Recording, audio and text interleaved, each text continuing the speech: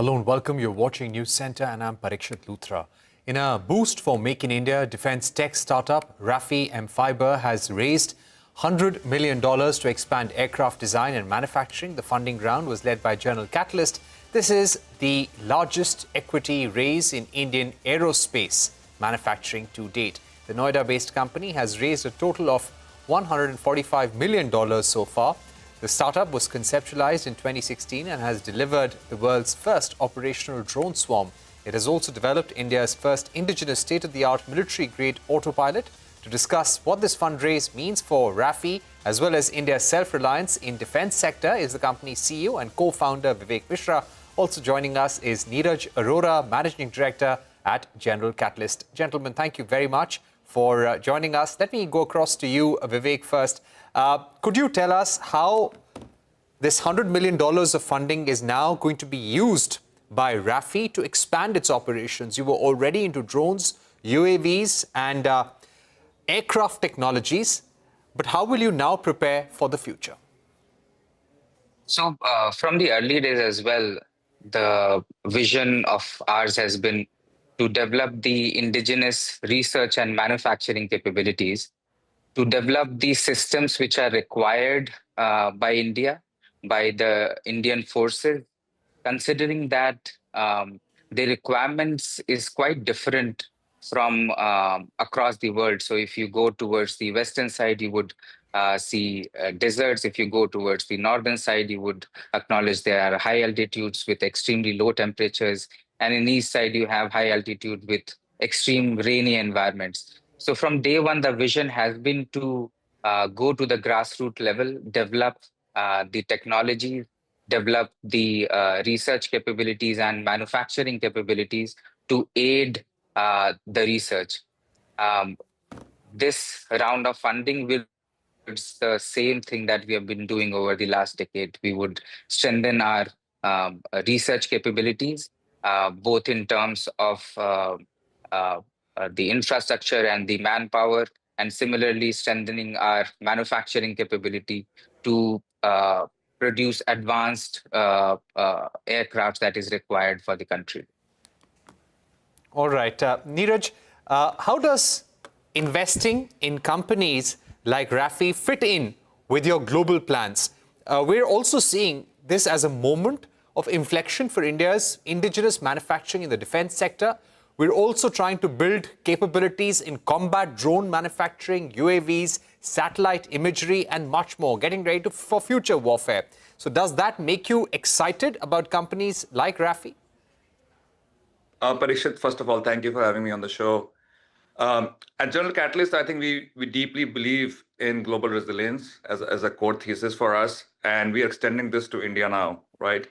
With this investment, we believe that modernizing the key critical sectors like defense is really important. And with the geopolitics changing, as you know, it makes it really imperative that India gets more resilient with this defense sector and aerospace sector.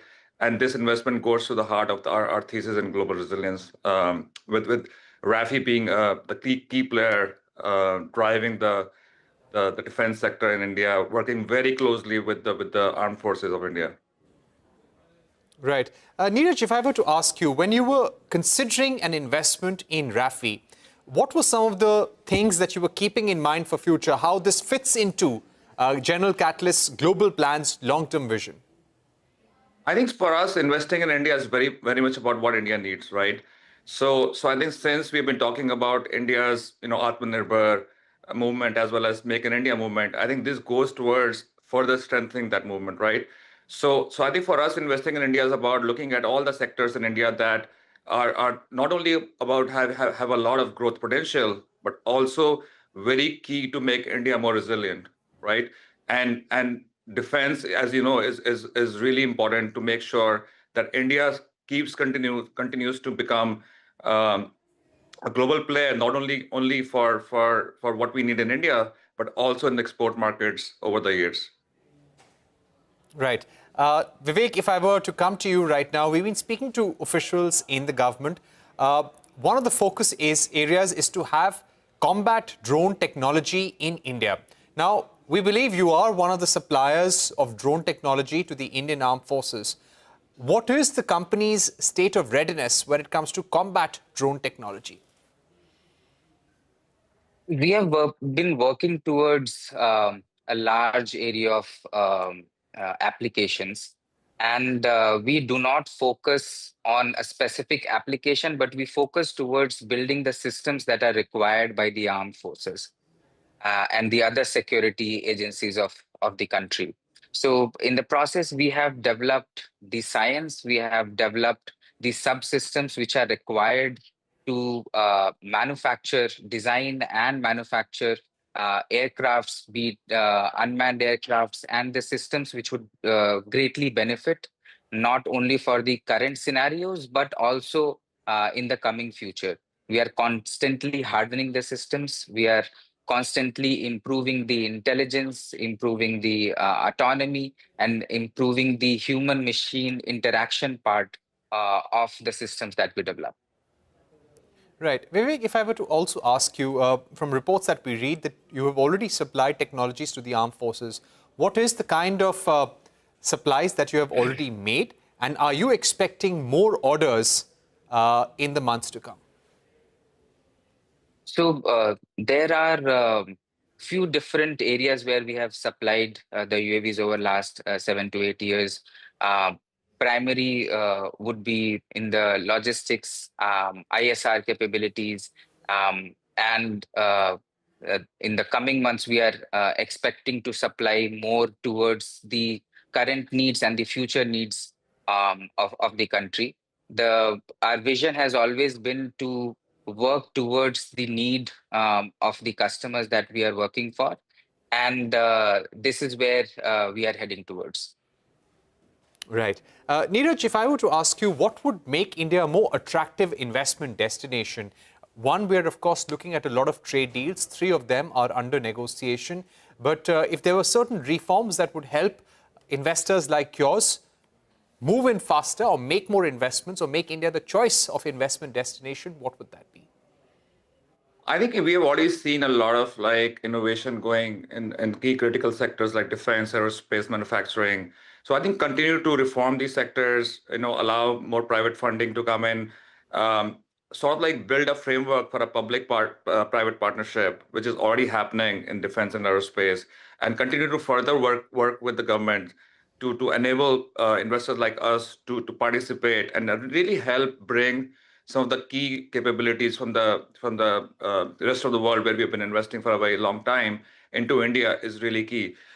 In this example, for Raphe, we have been investors, long-time investors in Anduril in the US and Helsing in Europe, and they are building the new modern defense primes in the US and Europe. And we hope that with this investment in India with Raphe, we are able to help build the modern defense and aerospace prime for India as well.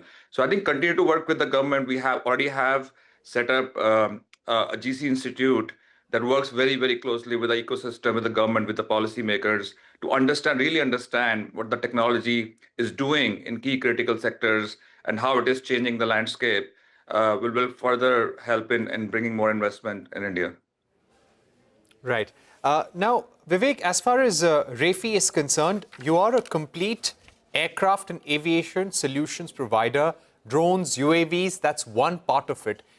If I were to ask you about your portfolio of products or offerings that you're working for the next 5 to 10 years, what would those be? See, the idea here is to work with the user, to work with the forces in the country, to come up with the solutions that would help them in day-to-day activities and also in terms of emergencies. So all our products are tuned towards that. And how we are able to do this is by working on the subsystem level and on the grassroots level um, related to research and quick turnaround times. So the idea again is to work very closely with um, the users and be ready for now and next 5 or 10 years. All right. Neeraj, very quickly, if we were to ask you about some other areas apart from aviation and UAVs and defense, which you would be most interested in, where we could see investment action from General Catalyst in the months to come? As I said, I think there's a huge focus on identifying sectors which provide resilience to India, right? So defense and aerospace is one of them, manufacturing, industrials, and healthcare. I think we have made a big investment last month. So I think if you look at all of these areas, one, they are really important to build resilience in India. That's important, right? But what is also happening is technology and AI especially is really changing how these industries are evolving, right? So we also want to look at how we can build indigenous AI for India in the future. So I think if you look at the broader landscape, we look at all the key industries that are important for India, as well as how AI is going to change those industries. So our investments will go into making sure that India is resilient in all of these sectors. All right. Neeraj Arora and Vivek Vikram Singh, thank you very much for joining us and telling us about the investment, $100 million investment in Raphe, what this means for Rafe's efforts to do better and build better technology in UAVs and the aircraft manufacturing sector. We're taking a break here on News Center, but up next we speak to Sona Comstar MD Vivek Vikram Singh about the road ahead for the company after Chairman Sanjay Kapoor passed away tragically 2 weeks ago.